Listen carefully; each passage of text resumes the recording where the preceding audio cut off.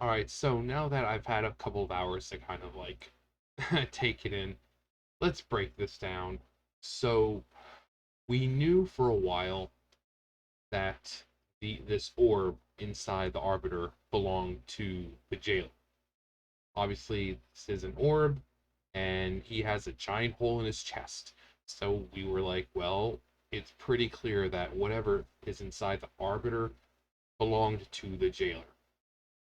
Um, the jailer was also said to be the original ruler of the Shadowlands. So it's very funny that the community was right. Right as soon as we saw the Arbiter and we saw the jailer, we're like, "Yep, that's what's gonna happen," and we were right.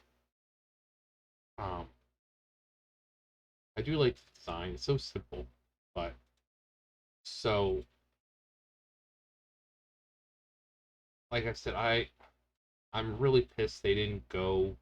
So you can see the orb right there. He kind of brings the orb over to him, and he has it merge back with him, and he becomes, I guess, what you would consider his true self. But as I've said, it's just really disappointing because he doesn't look like he would be a ruler. Um, I mean, what I mean by that is, like I said, I brought up what he looked like before, and that cons- consider the people we met in the Shadowlands like the Death Pantheon almost, or the Shadowlands Pantheon. So it would make sense to have someone there who looks like Amanthul. And and just to prove a point, um, this I've said the same thing happens with the Primus. He starts off, you see him like this, sickly, broken, utterly destroyed, and then he gets his power back, and what happens? He breaks free, and suddenly we get the transformation back into his true form, which, wouldn't you know, I know that's not what we were seeing, but you can see what I'm talking about. So the Primus was incredibly weak. He was chained up. He looked almost like the jailer with the color and everything. As soon as he got his power back, what did he become? He became his true form again. That's why when I thought that he got his power back, he would go back to his true form. But that didn't happen. Um, so I also like, this is interesting. It's very light based. I mean, I seriously doubt he's a being of light. Also, there's the moment here where, try to get to it. Savannah's thinking she can actually take him out with a freaking arrow. He's like, no. Also, this, the parallels. Does this look familiar? Does that pose look familiar? It should. People have been drawing comparisons and uh, similarities between Arthas and Anduin for the longest time. And this is one of the most iconic Lich King poses. When you see him, actually, let me bring up the pose and you'll see what I'm talking about here. All right, so this is what Anduin looks like. He's got a Morn blade, very similar to Frostmourne, able to steal souls. Hmm, isn't that curious? People have been, like I said, for the longest time, comparing him to Arthas. In fact, one of the cinematics in BFA was a pretty much a one-for-one recreation of when Arthas came back to Lordaeron when he was walking through. The bells were, you know, bell was tolling, and we had the roses flying down. He came back victorious, and he's stepping into the throne room. They recreated that with Anduin, like a one-for-one recreation. People have been comparing him to Arthas for the longest time. They're both sons of the Alliance, both of them blondes. Um, and now we see just truly how close and similar they are. Now, one was kind of in control, one of them isn't. But maybe he kind of is in control. Not fully. I think the jailer is kind of honing in on that dark part of Anduin because despite him being of light, even people of light have darkness inside them. Look at the Naru. They're pure light, and then look what happens to them. They can turn into the void. So even the purest beings of light have darkness. And I think maybe he's kind of preying on that certain part of darkness inside Anduin. But very similar. I mean, this is one of the most iconic poses for Arthas. You know, when he raises up his sword, it's just great. Um, yeah, so very similar. So basically, here he says, you know, you helped me regain the lost part of me, so I'm gonna pay you back in kind. You can barely hear him because the music. The Blizzard has a bad habit of having cinematics with really loud music, so his voice is already echoey and muffled. So all you hear is you can't really hear what he's saying, but he's basically says, you know, you helped me get back a piece of me, so I'll pay you back in kind. So he pulls out essentially Sylvanas' other half. Um, right now, so basically, when Sylvanas died, she was left with the feeling of the last thing, like one of the last emotions she had. If you remember what she did was doing before she died, she was fighting against the scourge, trying to get this mother and child to safety. They died, but before she died, she had a sense of anger and despair and sadness and pretty much all these other negative emotions. So when she was raised as a banshee and essentially eventually got her body back, those were the only emotions she had. This other part could have been, you know, it could have been taken from her, which is actually makes sense because when Frostmourne cut her down, her entirety was taken away, and she was only left with that sadness and despair. But she got her body back, which means this, her good side, never had a chance to reunite with her body and make her whole again because only her sadness and despair part merged back in with her body. So, but the jailer has been holding on to it, and he's like, well, you can have this back. You can feel the hopelessness like everyone else. So he goes in and crushes it, you know, to unleash its power, and that's what happens. You can see her kind of Ranger General side that right there, and it's kind of merging back with her. Um, Saying he's going to rewrite reality and things like that. And so him and Anduin go off into the sunset, um, showing that Anduin is pretty far gone, because that's his dad's compass, you know, something that he would never leave behind. But here, it we'll probably give it back to him when we fight him. You know, after it's like, oh hey, you dropped this. Um, so you can see her. Ah, I didn't want to do that. I didn't want to do that. See her eyes glowing. Her body's like taking in her humanity again. Um, but yeah, I don't like the fact that they decided, oh hey, We're gonna redeem her. We're gonna make her good. She's gonna be on our side. I just, I've said before, if they're good, I mean, Sylvanas has been around since the beginning, since World of Warcraft. I mean, in event wise, she was around before the first war, the second war, before any of that, because she's a night elf, blood elf, and they live long.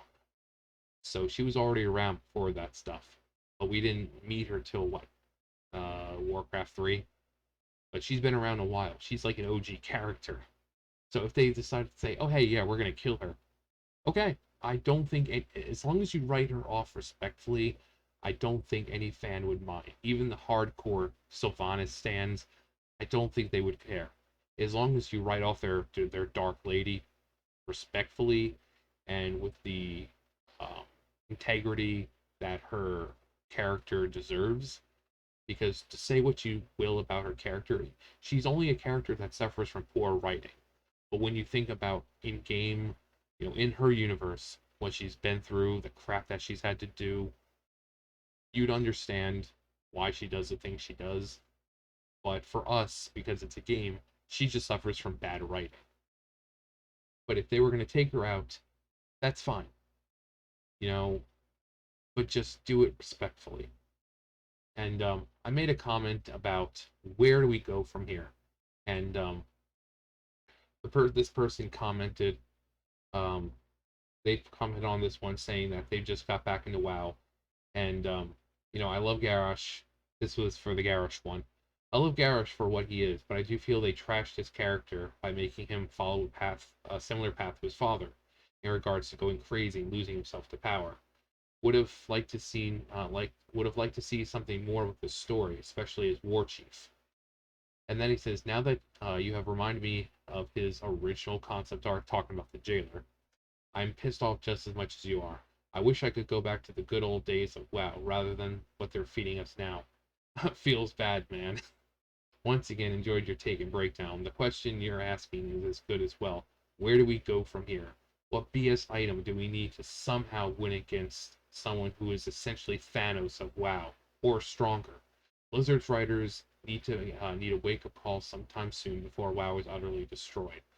Well, unfortunately, WoW for the most part is already utterly destroyed. But the question is relevant.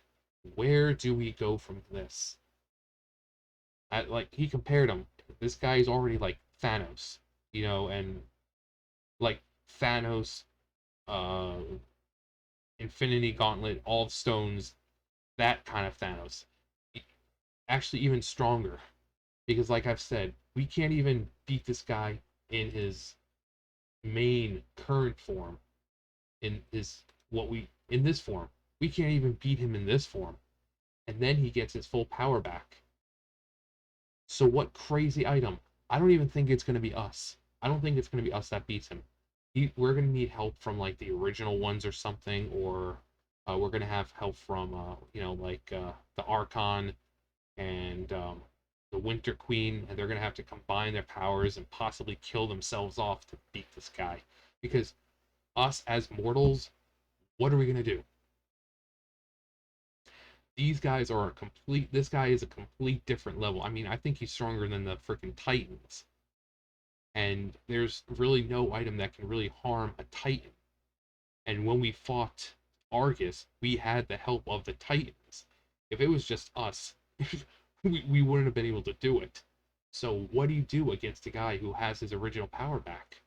And then after him, what do we do from that? I mean, clearly there's no one on Azeroth who can even stand up to us. There should be no one as powerful, which means we have to explore more of the cosmological map. So we've already explored death. We've taken care of the Legion for a while. Sargeras is just sealed away with Illidan, just kicking it up on a seat of the Pantheon. So what next? Being of Light? Are we going to chase down the Void? So where do we go? Like I've said, we can't even take him in his original form or his weakened form. He would completely thrash us. And now he's powered up back to his original state. What do we do? Like like I said, I think we're gonna have to have the help of the Eternal Ones, Denathrius and Winter Queen and the Archon, you know, because we can't beat him as we are. No, there should be no amount of magical weapons that would be able to defeat this guy. And Sylvanas, I have a feeling he's going to take her death magic way. I mean, that's where she got it from. This guy, when she beat Sourfang, she wasn't using her own powers. She was using pure death magic, which is coming from him. He infused her and gave her that power. Um, I mean, Anduin we can deal with easily, but this is the guy running the show. What do we do? And then after him, who do we fight? Who do we fight? We've taken out the old gods. We've taken out the Lich King twice. Um, well, not really twice. Arthas we beat, and Bolvar is kind of Bolvar again, just kind of dead, flamey looking. But I mean, Sylvanas would beat him. Um, Sargeras has been taken care of, who was originally the biggest threat. Like I said, the old gods are also a bigger threat. They're all gone. Yaxaran, Yasharaj, Cthulhu, and Zoth. They're gone. They're dead. All these big bads who are supposed to be like cosmic level were just taken out. And now we have this guy who, I mean, is this an enemy we're going to be able to defeat by the end of the expansion, or is, I would rather have that be the case where you can't beat him in this expansion. You have to travel throughout the cosmos and learn the other parts of the cosmic map in order to find a way to beat him, because this guy, he's too powerful. So I would love to see us lose at the end of the expansion with him to live on.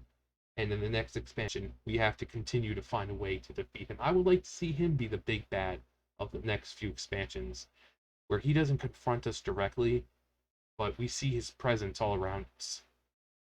Where things start to change. He said about changing reality. I would love to see that. That would be so awesome. Being able to go back to Azeroth, suffering a defeat, and slowly but surely everything around you starts to warp. Think of it kind of like Cataclysm, where the lands will start to change, but in a more obvious way. And I'm not talking about like N'Zoth with just like a friggin' purple filter and purple skybox. No, I'm talking about manipulating things and changing things however he wants to do it. I think that would be great. I would love to have a villain like him that takes several expansions to take care of. Because once you defeat him, surely there can't be anyone more powerful than him. So I would love to see them take a villain and make them an expansion or two kind of villain. Um, see his warping reality, breaking down reality. Suddenly things just like the sky starts freaking breaking apart in certain zones. I would love that. But they're so focused on having a big bad. But this guy, theoretically, this guy should be unbeatable. He should be unbeatable. But we all know he's, we have the former Lich King, we have Jaina, we have Thrall. Every army of Azeroth could fight this guy, and we would lose. There's no one on Azeroth who could beat this guy. And at this point, honestly, I don't think the Eternal Ones, the Archon and all of them, if separate, I mean, I don't even think together they could. The only way I could see is if they sacrifice themselves, like sacrifice themselves and anima that they've stored, and it just one big blast of life almost. That'd be the only way. So in the end, it's not going to be us who defeats him. It's going to be, you know, The Winter Queen, Sire Denathrius. I mean, although I don't think Sire Denathrius would do it willingly, he'd kind of be forced. We can always draw the power out of him. Um, but every army of Azeroth couldn't defeat this guy. And now he's powered up. We have no chance. So, but story of Sylvanas, Anduin's story, with the parallels between him and Arthas. Is he going to suffer the same fate as Arthas? Since he's a relatively newer, not really newer character, but his story is still going. I don't think they're going to kill him off. We're just going to snap him back to reality. Like, hey, dude, you're being a jerk. So you need to stop. He'll most likely be like the first boss of the next raid or something like that. Um, they might keep him for endgame, like the final patch, which doesn't really matter because we know what's going to happen. We're going to save him. Now, is Sylvanas eventually going to die? Is she going to regain her humanity and sacrifice herself? That's to be seen.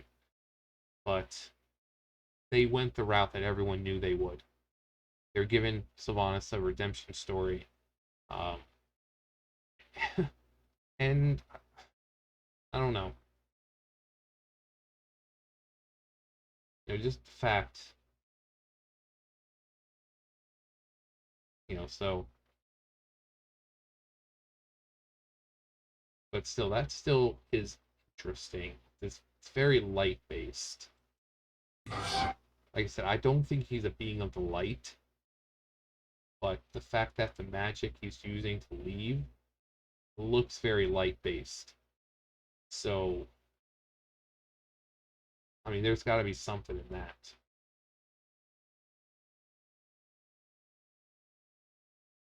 And then she collapses. Um, yeah, it's disappointing. And this is only the first patch. Um, so the writers really need to do some better things for the story, because if we're able to predict what's going to happen before the expansion comes out or before the patch comes out, you're doing your job wrong. You don't want to be predictable. Um, that's why I said, you know, in the end, because of the jailer Zoval being so powerful, I would love to see us lose. I would like to see people, important characters, die, go back to Azeroth, and kind of collect our thoughts and realize the magnitude of what's happened.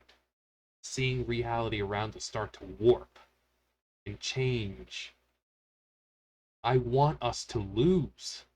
We're always the saviors, we're always the chosen ones, we're always, the commanders and generals and this and that. I want us to lose. I want us to get to the point where we just not just wipe in a raid, but in that universe we lose.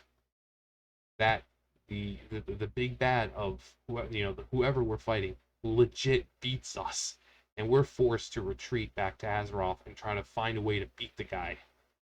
I would love, I love stories where the good guys lose. I love, like horror movies where all the good guys die. I love movies like that. I love movies that end on such downers, because like not everything is filled with hope and I mean, exactly, with the hope. They keep saying, there's always hope and this and that. How awesome would it be for there to be a moment where there is no hope? We're fighting the jailer and he just annihilates us. Sylvanas dies. So, you know, she's down, say, I don't know, Thrall's down, he gets taken out. We're suddenly being picked off one by one. And all the hope in the world is not going to save us. And we have no choice but to retreat because we can't beat him. How amazing would that be? But that's just me. And then again, I'm sure a lot of you would say the same thing. It's like I would love to see us lose. I'm tired of winning. But well, here's the question: how would you write the ending of this with this whole jailer thing? Would you like to see it end in this expansion, or would you like to see it play out over several expansions, being how powerful the guy is? I mean, it would give us a way to explore the other cosmic parts of the map, you know, the light and the void and the fel and the order and the disorder.